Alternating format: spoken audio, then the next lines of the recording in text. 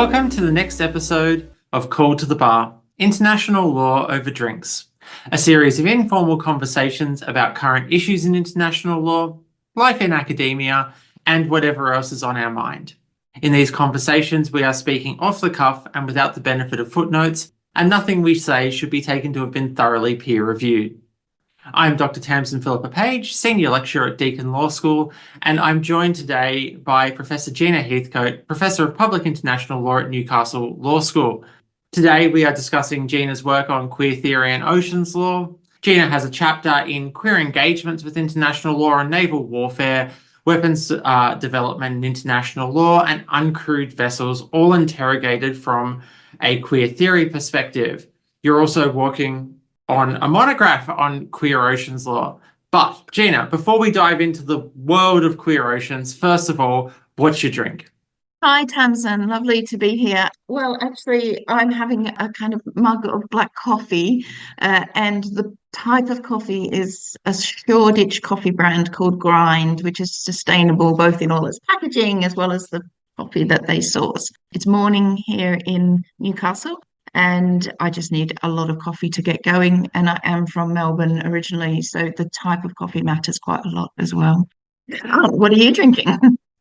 I have a dragon fruit robust because it's evening here and my sleep has been a bit disturbed of the last couple of weeks, so nothing with caffeine in it, but it's a beautiful golden robust that has a lot of that very sweet tropical and stone fruit notes through it. So I'm really enjoying that as a nice warm and comforting drink for the evening while we have this chat. So I'm not a robust person, but I'm tempted to try that one.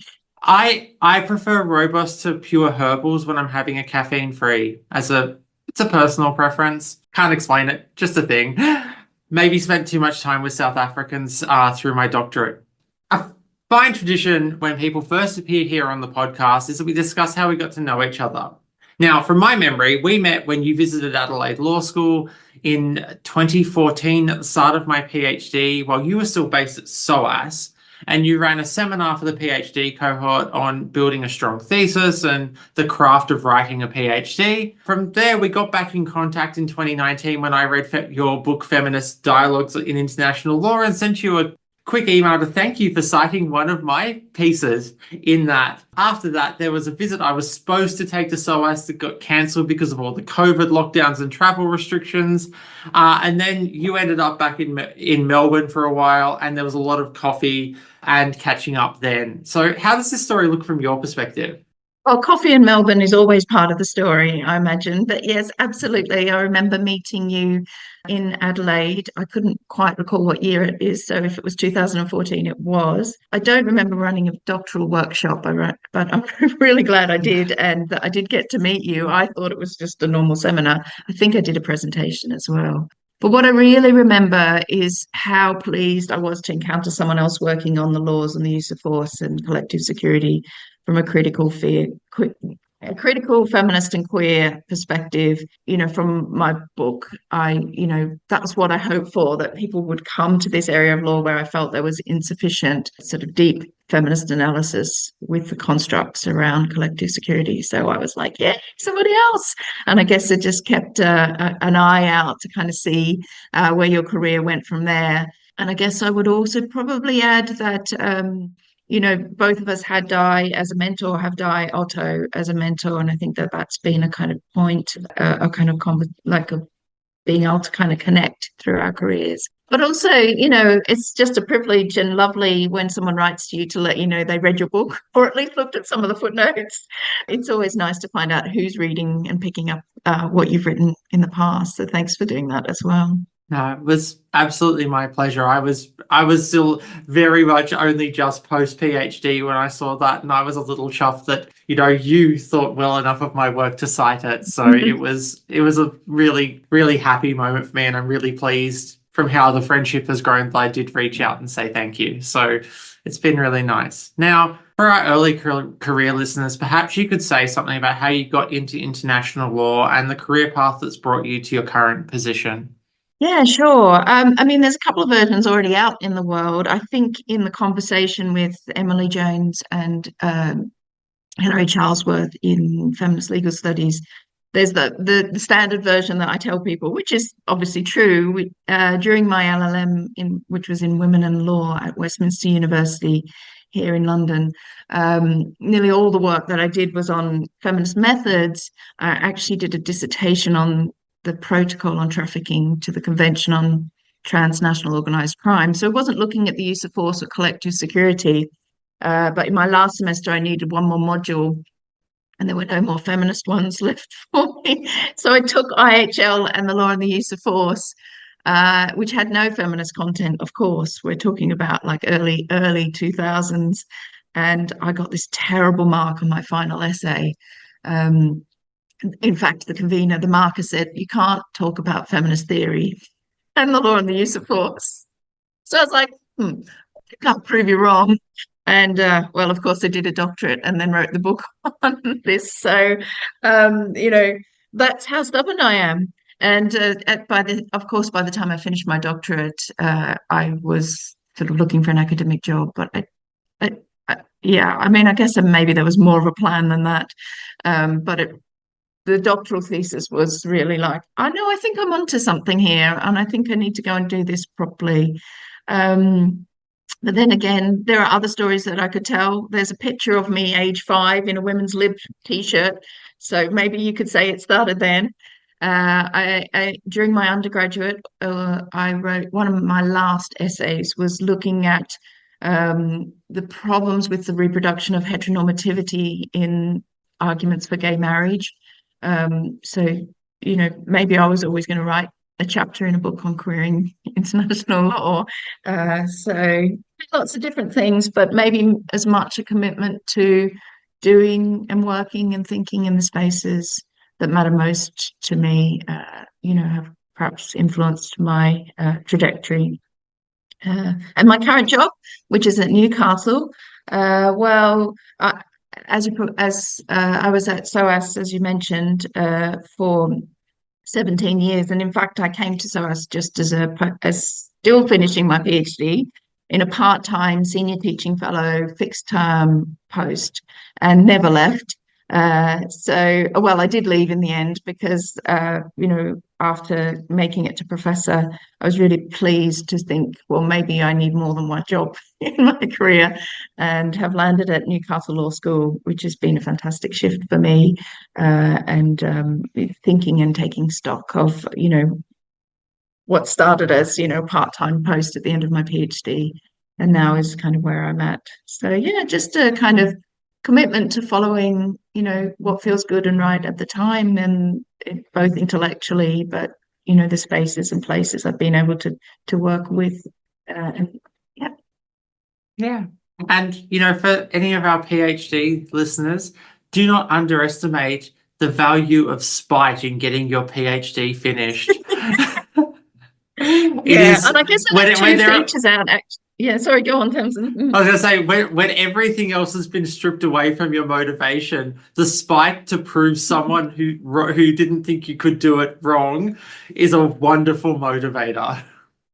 Yeah, the postscript though is that I found that essay when I was clearing up recently, and it was really bad. So, at the time, I just felt like they were hostile to the idea, but actually, it was a really bad essay. And I guess the story leaves out I've two had other. that. I've had that where I came back and I emailed my undergrad lecturers after I'd done some marking and said, I'm so sorry I put you through this. Yeah. So the other two things that I wanted to mention though was that along that way, which that story leaves out, is all the amazing mentors that I've been able to work with over the years, and not even people that I've directly felt that were mentors. Like looking back now, I realize there are other people that made space and were inclusive. But I don't want to just think about mentors. I think also the incredible doctoral scholars and early career scholars that I've been able to work with, really bless the work that you do. They kind of encourage you to think big and kind of keep your kind of brain kind of noisy and active. And so thinking with early career scholars, what to draw from that is like build your communities, but also recognize the communities around you. People that might look busy, but often they're doing things still for you and kind of creating that space. And that I've been really blessed in both terms of who was before me, but also who's come along on the journey with me. Yeah, and I could, as look, I would agree with that in with my career as well. That building of community, and that's not just a horizontal thing. It's with the people, the people who are further along their journey and the people who are coming after you. Building that community and making that a community of care and support is always just makes it so much easier.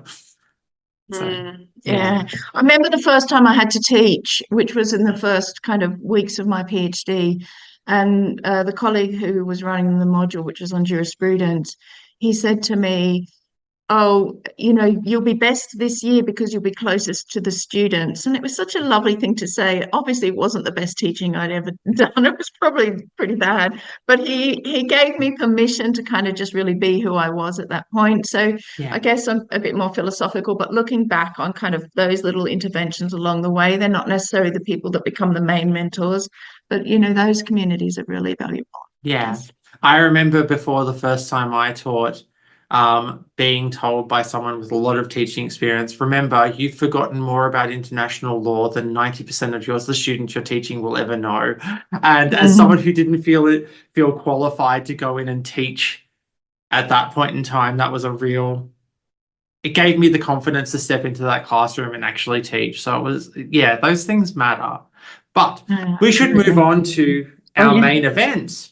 So our listeners have already heard about queer theory, and we've also, expanded on that in the episode last week with Emily. And so can you now tell us, well, what do you mean by queer oceans law? And why are you using oceans law instead of the more orthodox and generally accepted law of the sea? And what does this exploration reveal about international law that we should be paying attention to? Oh gosh, all together, all the questions. All right. Yeah, So but let's start. you can now riff off that and we can have a conversation. Yeah, well, let's start with the idea of queer oceans law. Although I'm not sure, do I use that phrase in the chapter, Tamsin? I'm not But certain maybe if I you use should that be. phrase in the chapter, but you've used it as we've been speaking about it over the last few Mm, years. So it may not be in the chapter itself, but it's definitely been how we've been describing it in conversations with each other. okay. All right, let's go with that. So I thought if we took those three words, queer oceans law, then maybe we can kind of see what at least this bit of research is about.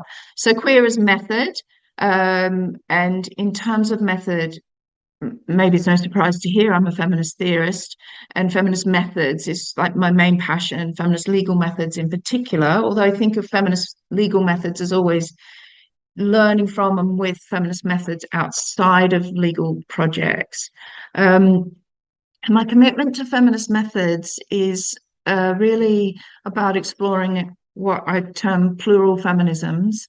And by this, I don't really just mean multiple feminist spots and encounters or types of feminism. In fact, I'm much more interested in the interplay and conversations between different feminist methods and how they teach us and kind of propel new ways of understanding feminism. So in this project, thinking about, or this bit of research, I'm interested in the relationship between gender and sexuality. And I think an insufficient attention to sexuality, which is not to say there isn't attention to sexuality in feminist legal methods. I'll come back to that in a minute, I guess, because the other side of the plural feminist approach is to think about legal pluralism as a theory of law. So one of my questions is always, how do feminist legal methods theorize law? So not just theorizing feminism. So I guess it's the law bit of queer oceans law. So the legal element of the research is thinking about alternative legal regimes and in alternative legal spaces through a legal pluralism, which is connected to, I guess, how I come to law, which is a huge influence of the work and the opportunities that I was given at SOAS, University of London, and the law school there, and its specific focus on the global south. Um, and then the oceans bit, so queer as method, law as thinking through alternative registers of law, but the oceans as a potential legal subject. And so this kind of picks up and develops a component of the larger project that I'm undertaking to think about what it means to take serious the ocean as a legal subject. Now, that's not as crazy as it sounds. I've certainly been told that that is a crazy thing to say, but international law has lots of non-human subjects. Let's face it, the state, primary legal subject, and also And not human. we discussed this with M in post-human feminisms as Mm. well. So yeah, our listeners should be familiar with the idea of the breakdown of that subject object binary from M's work. Yeah, and so I wanted to examine the idea of the ocean as a legal subject and what that would mean as a kind of response to the climate emergency. Um, but going back to the queer component of that, I guess, and this interest in a feminist methodology that pays attention to its own tensions and blind spots. And I guess I would always call my work as a form of structural bias feminism that looks into the deep structures of law to see how gender is reproduced. So here I wanted to ask about the production of heteronormativity in law through a focus on maritime security, and juxtaposing two registers of law, one that which is governed or giving license to the use of automated maritime technologies, and the other Oceania understandings of law. So in particular, I draw on Marshally's understandings of law that, I mean, sitting in the UK, they were hard to come by, but, thinking with perspectives from the Marshallese Islands, which actually can really benefit from the queer method, partly because I was interested in non-linear temporalities and using that as a queer method to think with law. And so, I was did you going to want to say, add can something? I get you to unpack what you mean by nonlinear temporalities as a method for our listeners? Mm. Yes, I think liberal legalism, perhaps, or most definitely, is committed to a kind of linear story of law, a kind of advance towards progress, modernity, better law, better kind of ways of doing, that just sees as some kind of future. And I guess feminist legal projects are often also complicit in this idea that we'll critique it, we'll reform it, we might critique the reform, but we're kind of moving towards some horizon of better law in the future. And I think one of the problems with that project is it fails to see the kind of repetitions that are being replayed out. And queer theory asks us to question temporalities and our commitment to them. And for me, that has a kind of decolonizing component of thinking about the legal transplant and the reproduction of a certain form of law. And for me, that's the reproduction of a heteronormative, patriarchal, in this case, military narrative of deterrence through strength, or you will be safe if I am violent, which I see as both gendered and heteronormative, gendered in the kind of feminized you who I will protect, and also the kind of masculine military narrative of there being some kind of protective violence that could be used. And feminist scholars have always recognized the heteronormativity of that gendered binary and gendered kind of legal mode. But I don't think there's been enough kind of picking apart what work that heteronormativity does to kind of reproduce the status quo. So in terms of thinking about temporalities, the chapter, I guess, layers, maybe that's still linear, but I don't think so. Maybe moves between is a better word. I mean, I'm giving a circular action, which your listeners won't be able to see. Moves between Cook's exploration of the Pacific and the nuclear testing in the Pacific, alongside what was the deployment of automated maritime objects and into the Pacific during 2022 RIMPAC, which is maritime military exercises that happen every 2 years in the Pacific.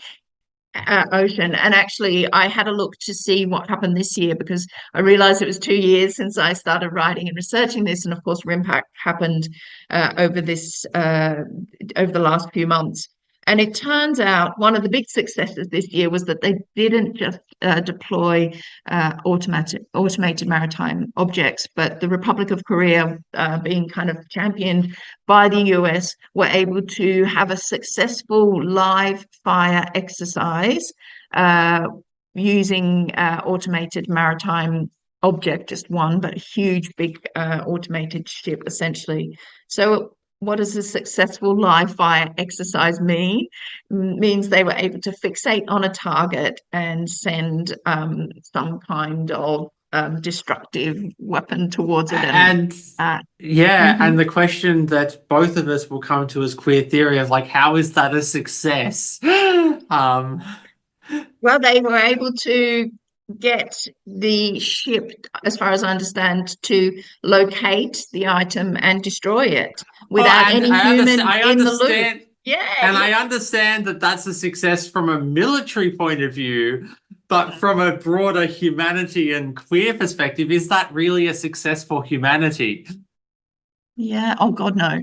And who's protected by that? Absolutely. But what's also interesting to me, is that the ocean is absent of that. I mean, the ocean is just the surface from which that ship sits and which it propels its missiles into, and there's no that who shouldn't. My question was, oh, what have you left in the ocean here, and what impact does that have on the ocean to be exploding these things in the ocean? And that kind of draws me back to the kind of queer oceans law, or the idea of thinking about the ocean as a legal subject.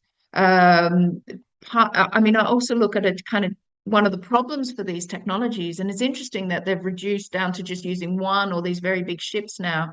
Originally, the plans from the US in around 2019 was to have a whole fleet called a ghost fleet, and it struck sort of reading the literature. It seems to me that the ocean itself is quite not is inhospitable really to these ships, and there's just too high a cost of potentially losing the maritime object.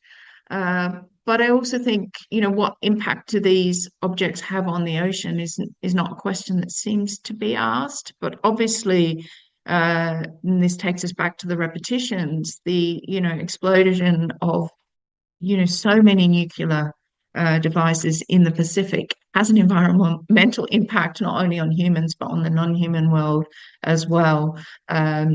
Cook's exploration of the Pacific has an impact on the ocean as well as the human communities there. So the queer kind of temporalities that I wanted to look at is how this doesn't look like a linear development of law, but actually a repetition of legal forms that justifies forms of military, but also the movement of capital and trade in the ocean, and the denial of different legal ways of being and living with the ocean. And that's where I turn to Marshallese Islanders' conceptions of human, non-human, and the ocean in particular. Does Yeah, that and explain so queer oceans law or just raise it more does explain questions? queer oceans law, but it also leads me to the other point is like, is this focus on both the cyclical nature of harm being done to the ocean that you're exploring through the law, but also the fact that you're looking at the ocean as a subject rather than an empty space for these activities to happen upon, why you use oceans law as opposed to the more orthodox law of the sea? Mm.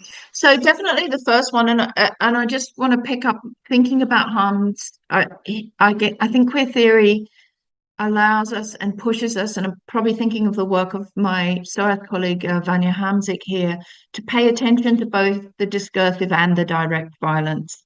So the kind of structural dimension of looking at the heteronormativity of law is in some ways a discursive project. It's looking at the language of law and the violence it reproduces. But I think queer theory projects, I know queer theory projects, demand that we also pay attention to the real violence that's enacted on that, which is in part the answer to the second question: is why not just international law of the sea? Why talk about oceans governance or oceans law more broadly? I mean, Thank you for picking that up. I hadn't realized I was made that shift. So I think there are two elements. If we just talk about UNCLOS, the Convention on the Law of the Sea, or even just International Law of the Sea and the adjunct treaties, first of all, I think other regimes, international legal regimes, are left out. Collective security, human rights, environmental law, these are all part of oceans governance that aren't necessarily captured by the frame of international law of the sea. I don't know if you agree or disagree, which tends to take us to a specific number of treaties and customary international law and doesn't kind of acknowledge that, yeah, these are specialized regimes, but other regimes also obviously are at play, human rights being an obvious one that hasn't received sufficient but is increasingly gaining Look, attention. as Mhm. as as a piracy scholar and someone who's done a lot on maritime Mm, jurisdictions, I'd agree that we tend to focus on law of the sea as the constitution of the oceans is how we often refer to it, and see everything else as a subsidiary or adjunct to this mm, big constitution, which is why for me, when we first started talking about this and the fact that you kept coming back to oceans law rather than law of the sea, it was a real big, yeah, actually I need to interrogate why I'm using law of the sea as my starting point in my orthodox just kind of mm. frame of reference based on what I'd done. So yeah, I agree that we tend to just kind of coalesce on this UNCLOS as the constitution of the oceans, and everything else is kind of subsidiary, but that's our central thing. Whereas, as you pointed out, oceans governance has so much more going on, and maybe it's time we stop making everything subsidiary to UNCLOS. I mean, I can't, well, we need the work. We need critical legal scholarship that's paying attention to UNCLOS as well. It's not just a technical kind of dividing up of jurisdictions. So I think that work's really important. But I felt it also quite limiting to just because in a way allows us to pretend that other things aren't happening, particularly around collective security. So whether it's piracy or whether it's, maritime military uh, kind of war games in the Pacific. So I think, that was really important to me. But the other element, I guess, of talking about oceans law is to think about alternative legal systems for the ocean. And in this case, looking at Oceania and Marshallese Islanders in particular, but, indigenous and island ocean traditions, really have a different understanding of the ocean that is, deeply relational to being human rather than and I know Emily talked about this more, the kind of hierarchical kind of extraction of the human as the kind of legal subject and then and kind of themes around mastery and kind of control. So I'm really interested and influenced by the work of Kathy Jetnall Kilner in particular, who's a Marshallese Islander poet and writer. Wonderful, wonderful poem called Rise from One Island to Another, which and also actually a really moving piece called Islands Dropped from a Basket, which hold both the consequences of climate change, nuclear testing in the Pacific, and the traditions of the Marshallese Islanders kind of in conversation with each other. And I think by saying talking about oceans law, I feel more licensed to kind of open up alternative legal traditions. I don't think Oceania ones are the only. I mean, even the UK has maritime traditions and laws and that coastal communities have developed that are often kind of just seen as localized or primitive, but actually have quite um, complex understandings of ocean and human ocean encounters. So really kind of interested in how that might change our understandings of the law of the sea or offer alternatives. Does that answer your question? Yeah, I think that does. So Mhm. for people who aren't working with oceans law or law of the sea or both, as it may be, what does this work mean for more general international law? What does it mean for our international lawyers who aren't, or maybe never going to be working on oceans governance or oceans law? What does it mean for what they're doing and their understanding of international law? Oh gosh, that's a good question. Well, I guess for me, it's, and this is the importance of queer theory, of kind of unsettling the status quo. What are you taking for granted? What have you assumed functions in this way in our conception of international law of the sea, legal subjectivity, the sources of international law, the epistemologies from which our laws come from? What assumptions exist there, and what maybe do we need to unsettle and feel uncomfortable with and perplexed by? And I guess that's the kind of queer curiosity that Diotto always taught us about, and that we might come back to.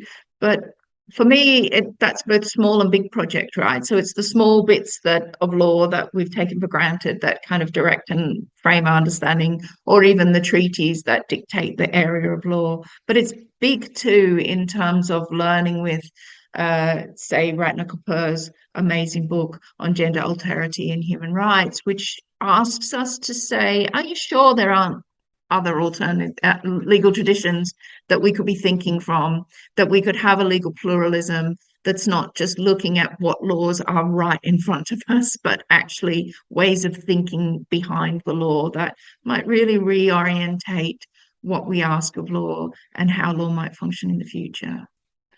Yeah, and I think that's something that is interesting and exciting to everyone, but maybe not. Yeah, look, I'd agree. As I said, I started out in kind of mainstream security work and got really challenged by Di, and consistently challenged by Di, to keep engaging more with the queer theory and the social theory from a queer tradition that was kind of sitting in the background but not really present in my work. And it's really done a lot for my engagement in kind of just not taking assumptions for granted, questioning why we have them and are they valid, are they helpful. So yeah, I would say that all international lawyers should be engaging in that sort of introspection periodically as they're doing their work. That introspection of like, well, what am I assuming here and why? I mean, I think if you accept that there's both a discursive and a direct and often indirect forms of violence that stem from international law, which I think it would be difficult to argue otherwise, then that kind of introspection becomes really important, Yeah. for And all I of mean, us. yeah, and so I'm particularly when we're talking about those forms of violence in law, I'm drawn to Caitlin Bidoff's work on the ICTY and the forms Mm. of violence and temporality of violence through that process as well. So yeah, I think it's a really important thing to be reflecting on, that often the law is violence. It's not just the thing to bring about the end of uncontrolled violence, it's violence in and of itself as well. Yeah, I mean, I guess my other thought is also, especially for those of us kind of in peacetime states, there's a sometimes um, the privilege of assuming that that violence is elsewhere as well. And queer theory Mm. reminds us that it is often in our homes and in our communities. And we have a responsibility to pay attention to that often, at the same Yeah. time as looking at some of the bigger arcs of violence that dominate international law. Yeah, I Mm. I would agree. Is there anything else you kind of want to say on this work that you've been doing on queer theory and oceans law before we move on? Well, I guess uh, from a feminist perspective, what's been really important in this work is also, and I mentioned this before, has been not just looking at feminist legal writing, so drawing on a lot of gender scholarship and critical ocean scholarship as well, and sort of, I think as international lawyers, that kind of attention to other forms and ways of thinking in terms of disciplines is really important as well. Um, and I guess the other side of it, though, when we were talking about that, is I was thinking about the importance of the doctrinal and attention to the doctrinal, which I guess is a kind of early piece of advice that I was given from my doctoral supervisor, Professor Christine Chinkin, who was like, Gina, you need to get the law right. Nobody's going to pay attention to what you've got to say about feminist legal theories I, unless you really know the law. And I think, but it's more than that. It's not just a personal like robustness. The doctrinal is important in this work. It's not a flight of fancy to just dream with the ocean, as interesting as that also is. This is like work that is about responding to violence in the law, and therefore Look, knowing the law is part of that project too. yeah, I'd agree with that, and I give that advice to people looking at doing interdisciplinary work because I do a lot of sociology of law. That's where I would say my work sits, but I can only do that because I am a very good doctrinal lawyer first, so I know how to get to what the law is to then do the other things with it afterwards. So I'd wholeheartedly agree with that. Don't neglect your doctrinal work when doing these bigger things. Yeah. Mm-hmm. Now, did you have a question for me? I do. I mean, one of the things that kind of inspired this episode was the absolute fantastic work that you, together with Claire, have done in bringing to life these two new books on queering international law, The Queer Lives and Queer Encounters. I know I call them Queering International Law, but they're actually got different names to that, about to be published. I've, had the privilege of reading both of the books as well as your introductions, and they are as epic as the first Queering International Law book. And without assuming that you need to have another big project on the horizon, in fact, you can tell me you're doing nothing. I wondered what the next big Tamsin Phillipa Paige project, research passion, is going to look like. Yeah, so there's a bit of a story here. So we've mentioned in earlier episodes that I'm in the process of trying to tidy up and finish up a law and literature book that I am Mhm. sick of and just want to get off my desk. But I want to get it off my desk for a very pointed reason, not just because I don't want to have it hanging over me like a sword of Damocles Or that anymore. we need to read it. Well, yeah, that's a whole other thing. But a lot of my thinking through, so that book, I'm using popular fiction to understand social perceptions of law. So there's a lot of work going in there on going, we can understand a society by the stories it tells itself, is to sum up the founding premise of the work I'm doing in that. And that's all well and good. And I'm almost done, literally almost done. Just need to find the time to write and the headspace to write the last bits. And then I've got a well overdue book on piracy that Douglas has invited me to write with him. It's his overdue book that I'm coming on as a co-author.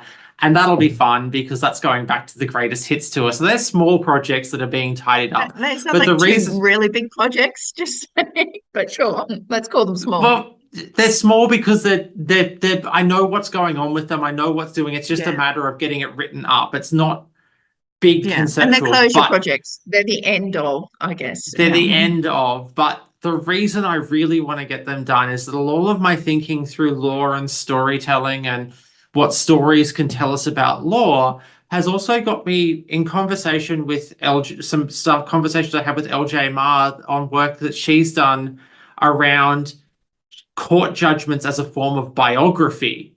Wow. I've been thinking about this idea of legal method and storytelling as legal method and looking at law not as this, siloed discipline, but as a genre of storytelling. And this genre of storytelling that has its own subgenres, and each of those subgenres, be it doctrinal scholarship, be it Mhm. critical legal scholarship, be it analytical jurisprudence, all of these have their own subgenre tropes. That these are the marks that you hit that let people know what genre you're working in. The same way that as soon as we're in a steampunk novel when there's Yeah, an airship. absolutely. Like Mhm. it's a trope thing. I'm working through a treatise on legal method and storytelling as legal method, looking through, well, what are these different types of approaches to doing legal scholarship and doing law look like as a genre, and framing all of these genre ideas as here's how we do legal method. Because at the end of the day, and I'm working on a Mhm. small piece for Penny Crofts and Honey Van Ryswick in their handbook on law and pop culture, which I have wonderfully, and Australian listeners will get this reference, but maybe not our international one. The working title for that is called Going Back for Your Hat. which is a reference to the judge in the Lerman defamation case saying that Lerman had escaped the lion's den and then turned around and gone back for his hat.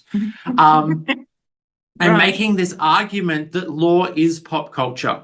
Not that you have law and pop culture, but law is a response to what is happening in society at any given moment, and it tells a story of that cultural moment, be it through legislation that's seeking to address a particular form of mischief, be it through a court case that is interpreting that legislation into a particular set of facts, be it a treaty that's being negotiated and drafted over decades to address a particular issue. This is not separate, stuffy, and anything. It is pop culture. It is what's happening to society and popular culture. And I'm really excited about that, and I have to stop myself from getting carried away with working on it because I need to finish those other things first, and I want to start thinking about these big questions around law as storytelling, not instead of going law and storytelling, just going law as storytelling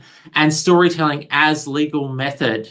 And so, yeah, that's kind of what I'm working on. For kind of a taste of that, I gave a public lecture for what was formerly the Essex Public Lectures in International Law series, but with Emily moving to Newcastle, it's just become the Public International Law Lecture Series, I think, on the importance of storytelling in law. And that's kind of the beginning of my thinking about it. And I keep on developing it the more I keep working in the law and literature space. So yeah, that's kind of the next big project to be working on. And it's a matter of I need to tie off the other things first, because I'm a good person who doesn't just go, oh, I know what I'm going to say there now, so I'm bored and I won't finish it. I'll move on to what's interesting for me intellectually. I do have to finish it. And so I can move on to Oh, this. it's a great project. I can't wait to see it take flight. But, these big projects, take your time. It sounds amazing. And yeah, I think the thinking with the subgenres and how the sort of subdisciplines of law speak within themselves and have these techniques is something that really hasn't had enough attention, and it's really quite fascinating. Studying Yeah, methods. and that question of tropes and subgenres actually got brought to my attention, I don't think intentionally, by Dina Savala, when she mentioned that, international lawyers always write the way in which when they could just write how. And that kind of got me started on this as an international law trope. We write the way, and I've gone Yeah. back through my old scholarship, and I did it all the time, and I can't unsee it. And I'm like, oh my goodness, this is literally a linguistic trope and feature of international legal writing. And that's what I mean by, like, there are even just little tropes like that, not just big genre tropes. So yeah, I'm really And how excited to be difficult is thinking it for the about law it. student who doesn't know that, right? And they're studying multiple areas of law, when we pretend they're all the same thing. And actually, each of us have these kind of different sub methods and genres and ways of doing and thinking and counting the law. And how I hard think is it's that for, like, the honor student coming to a major mm, research project, or a master's by thesis, or a doctoral student who's expected to produce this original piece of research, when we mm, don't talk about legal method? We just go, oh, it's the law, mm. you just do it. And that suddenly they're having to include a methods section to explain to their examiner how they did it. That's kind of where I'm aiming with it. And that's what I'm looking at, is kind of having this handbook on legal method, but using storytelling as the vehicle to talk about these different forms of legal method. Oh, fantastic. I have so many things to talk to you about that, but we're probably running out of time. We are running out of time, so I'm going to ask you some wrap-up questions. So, Hmm. first of all, what recommendations do you have for anyone who'd like to know more about what we've discussed today? Also, we've kind of discussed what you're working on at the moment, but if you've got anything else that you'd like to mention, that'd be great. And what are your current escape routes, and what are you doing to take your mind off international law?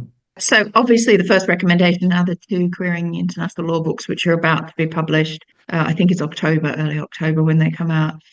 But probably if people haven't read Ratner Kapur's Gender, Alterity and Human Rights, I think it's such an important book. I mean, Ratner's work more broadly has really influenced so much of my scholarship. And I probably just a call out for people to go back. And I think the tragedy of the victimization subject, which is a really early piece, that influenced the way I thought about feminist theory and production of victims in law, was important. In this chapter, I think have to admit that I draw on Rahul Rao's amazing book Out of Time. If we're talking about queer temporalities, I'm not sure why his name didn't come up, because it's throughout the chapter, but also such a great book. I just remember reading the introduction and thinking, there's so many things that I've wanted to say, and somehow he makes them really accessible and readable. His analysis of intersectionality from a kind of queer feminist perspective in that book, as well as the way he looks at legal repetitions, is just fantastic. So yeah, Rahul's book would be a great one. What am I working on at the moment? I'm actually not doing my feminist, queer ocean feminist law project. Like you, I have to wait and get some other things finished. And at the moment, I'm actually working on volume 2 of the co-authored book on law or a piece of feminist gender analysis. So the deadline is looming. It's years since it was supposed to be written and published, but we kind of gave ourselves permission to take COVID time to, get through illness, maternity periods, and everything else that life throws at you along the way. But that's sort of imminent now. That needs to be done. So that's what I'm actually working on. And in terms of escape routes, well, over my laptop, I'm actually looking at the ocean because I am in Newcastle on the coast. So being by the ocean is actually one of my most favorite things. But as you know, I also a bit of a hot yoga nut. I don't know if I told you that. I spend a lot of time. I think we have had that conversation, because I remember making the joke that if you're in Adelaide, that'd just be called outdoor yoga. I think maybe that's what it is. I feel like I'm in Australia when I'm in the hot pod. I go to a specific kind of hot yoga called hot pod yoga in the UK. But that's actually evolving into meditation. So kind of recently started meditation as well. And I just love that space of not thinking, which is weird for someone who has to do a lot of thinking, but maybe it's not weird at all. That kind of just creating free space in the mind is really important to me. Fantastic. Gina, thank you so much for coming and chatting with Call to the Bar. It's been a real pleasure. And to all of our listeners, we will speak to you next time. Bye-bye.